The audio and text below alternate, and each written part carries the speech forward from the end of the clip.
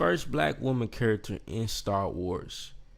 Most of you probably don't know, but this is probably the most significant stride Star Wars made in the whole series. By the end of this video, you know who she is and why she is important, and what the biggest problem about her being the first black woman character in Star Wars is. The first black woman actor in Star Wars represented on screen. Most people, you probably don't know who that is, right? Because let's be frank. Let's be Franklin Herbert, my brother's name.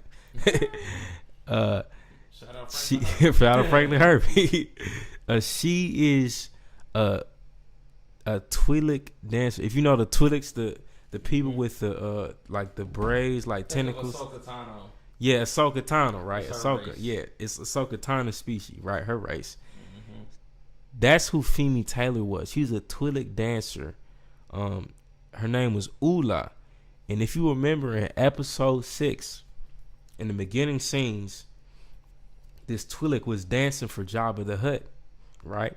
And then Jabba the Hutt, he apparently got caught up in the chains, right? And then he was trying to, was it chains or was it something else that she was? Yeah, I think she was throwing the chains, right? She's throwing the chains at him, and then it got caught, and so she's yanking on the thing. She's trying to get it out, but then had the button pressed, and she got dropped in the Rancor pit. You know what I'm saying? So, okay, before we get too much into details about that scene and what are some issues with that, who is Femi Taylor, KJ? What do we know about her from the little that's out there? Well, I can tell you that from her role in Star Wars, we didn't get too much of a description on, how she got into the role. Maybe George invited her, and well, of course she had to audition for the position, but yeah. We needed a little bit more detail on how that went down. So, Femi, if you could get on the channel, that would be awesome. That way we would love to have you on the channel, Femi. Yeah. We'll be honored if you join us. Exactly. But you have to make that a clip. We do have one, right? We do, but we do have at least a source that kind of goes into the description of what was it like being in Star Wars, being a part of Star Wars. In May of 2007, from an interview by StarWarsInterviews.com by Dennis Pellegrom. Shout out to Dennis. Dennis the Menace. So, starts off, you were in both the original version and the special edition of Return of the Jedi. How was it to play the exact same role with 14 years in between? Femi, of course, answered, "It's hard to explain when you think about it. It's quite amazing doing a role so many years later in the original costume with the same makeup. Having said that, it was amazing to be the only person to do that. Go back and play the same role." Of course, fast forward a little bit to other questions and answers. Do you think the movie got better with the extra scenes? Some parts were really better, like my part. The part with the 3 dancers and the new music sequence wasn't really better, I think, but maybe I'm biased. It was nice to see my death scene back in 1983. Everybody asked me what happened to me after I fell in the pit. It was good to see that now. Of course, asking about other different roles. If she's, still prominent in the acting scene. Are you still acting right now? No, I had kids and I decided to spend time with them at least for some years. I'm going for something different than acting, interior design. I'm following lessons for that. We support you on that. Hey, but this is 2007. Hope I'm not too sure. Well, again, you got to come on. Well, have you on the channel? You got to tell us about your stint in the interior design world. Exactly. And not only that, I guess her brother Benedict Taylor was in episode 1, The Phantom Menace. So who was her brother in The Phantom Menace? Does it say? Or just says he was in it? Let's see. Benedict Taylor. Yeah, you definitely helped design the interior of our imaginations of our childhood. So thank you, Femi Taylor, for your role in Star Wars. thus far. As of right now, it's not showing. It's not showing who he was. Okay, that's fine. It's not showing. But it's okay. We can ask more. We can ask more in depth about that. Phantom Menace said, no, I didn't have anything to do with this, but his friend Nick Gillard, the stunt coordinator for episode 1, said he should mention his name, so that's how he got it. He also worked with producer Rick McCallum before. Still, It really isn't a big part, just a 2-day job. And then, of course, he asked another question. I heard it was Rick McCallum who called you and asked you to return for the special edition, but she replied, no, maybe it was him who said that they should try to find me. It was the casting director, Robert Gerlin, who called me and asked me to return. And then I guess just going into experience she had during the 1982 Return of the Jedi. Of course, 1983 when it released, but it could be quite boring when you do a film like this. It was a lot of waiting. She says it's really boring. Yeah, that's what indie films, man. I have to correlate a lot of things, but I had to be in makeup at 4:00 in the morning, and then had to wait until they called me in to set to test the lighting. Then I could go back to my room and wait for another 3 hours before the scenes were filmed. Dang. It was fine. But yeah, it was fine. Mark Hamill would come up to me, talk, and so did Billy D. Williams. So that was pleasant. Back then, it was a job. No matter that Star Wars, was a phenomenon. For me, it was just an acting job, and I behaved like it. So, yeah, that's a little bit of summary about her involvement on what went into Star Wars, what it was like being an actor into Star Wars. Of course, we're gonna have to get you on the channel so we can get some more answers and go more in detail on things. Deep dive on. Yeah, that's why we're doing this, so we can highlight the black voices, that stories that probably people wasn't interested in or known. But I don't know if you realize this, Femi Taylor, but you're the first black character, first black woman on screen represented, right? The tough thing with this though is, this goes back into the whole thing when we talked about James Earl Jones, right?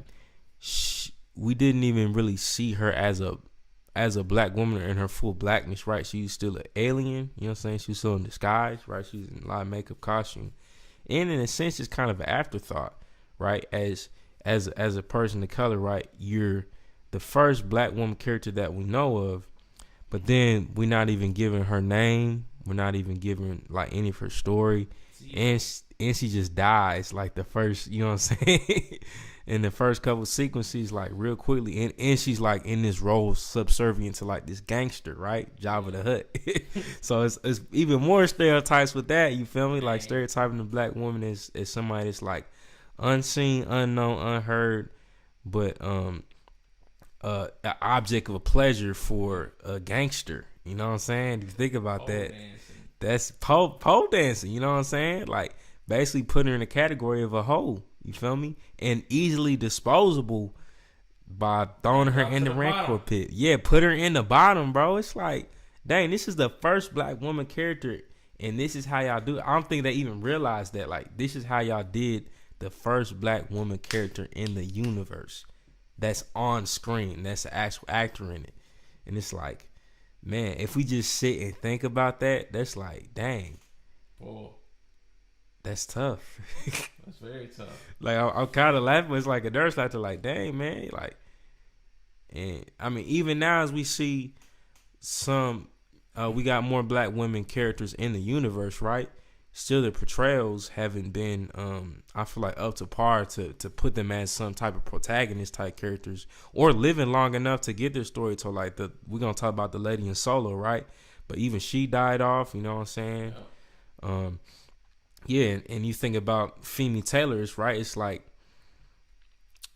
if you would have, I feel giving her one, her blackness wasn't even represented, so she was in the costume, right? So we didn't even know she's a black woman, but I don't know, giving her some type of more significant role being the first black woman character, because most people don't know she's the first black woman character on screen.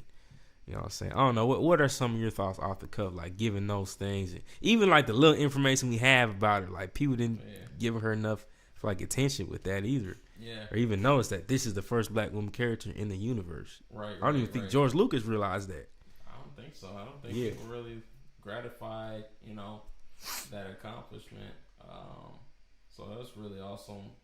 Not only that, just being able to talk about it too, because now she's got like a pioneer when you really think about it. Because now we got black ladies coming up in film and really taking a more of a prominent role. Actually having a bit of spotlight. So I guess it's like baby steps in a way. So we gotta just kind of keep continuing to get more people in the spotlight. But just going back to what you were saying, about how that felt, like, man, that does suck. I don't know if they realize that or not. We need some answers on that.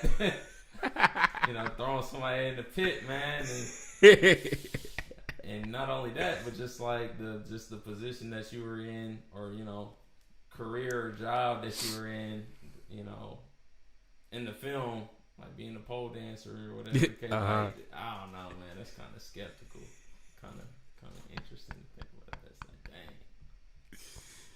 dang. I don't know what you think. Yeah, man. No, and that's all we got from her too. We didn't get her name. Like, I mean, we literally had to look this up too, right? Like, so don't get it twisted. It's not like we was just super like, oh, we knew this. You feel me? It's like, we had to look into it. We had to look into it, like, but I legit, like, as soon as I was like, I bet this is a black woman. As soon as we looked it up, lo and behold, yep, Femi Taylor, Nigerian born but British actress, and it's like, man. She literally didn't get that much screen time either. Like, it was probably, I don't know, not even a minute, maybe. I don't know. I had to probably damn near less. Yeah, probably less. But I had her up at 4 a.m. You know what I'm saying? In the rooms. You know what I mean? Like, I don't know, just the fact that she was an afterthought, and just, I don't know. It speaks more broadly, right, to the historical reality of black women in film and women of color in film. You know what I'm saying? And not being prioritized, not being given a story, but even just thrown in this type of role to where I feel like wasn't dignifying her. But you get in the contrast to that, a character like Leia, right, who ends up becoming like a slave or a sex object, sex symbol for him, but she's able to like escape that, right? She's able to escape that, you know what I mean? But this black lady, she's thrown in the pit, discarded, not given a story, not given a name. It's like, bro, that's sick, man. That's sad. Like, I get it. Like, you know what I'm saying? Leia, the main character, I get it. But, at least give us something. You know what I mean? Like something. A name or something. Just, I don't know. It could be anything. Anything. Nameless, faceless, storyless.